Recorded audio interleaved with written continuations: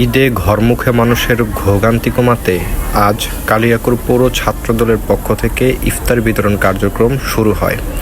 শহীদ president Ziaur রহমানের আত্মার মাগফিরাত কামনায় এবং সাবেক প্রধানমন্ত্রী দেশনেত্রী বেগম খালেদা জিয়ার রোগমুক্তি কামনায় ও বিএনপির ভারপ্রাপ্ত চেয়ারম্যান জনাব তারেক রহমানের সুস্বাস্থ্য ও দীর্ঘায়ু কামনায় কালিয়াকৈর পৌর বিএনপির সিনিয়র যুগ্ম সাধারণ সম্পাদক জনাব মোহাম্মদ সাইজুদ্দিন আহমেদের নির্দেশে ইফতার বিতরণ কার্যক্রম হয়। আজকের এই ইফতার আয়োজন পরিচালনা করেন মোহাম্মদ জাহিদুল ইসলাম জাহিদ, যুগ্ম আহ্বায়ক, কালিয়াকৈর পৌর ছাত্রদল।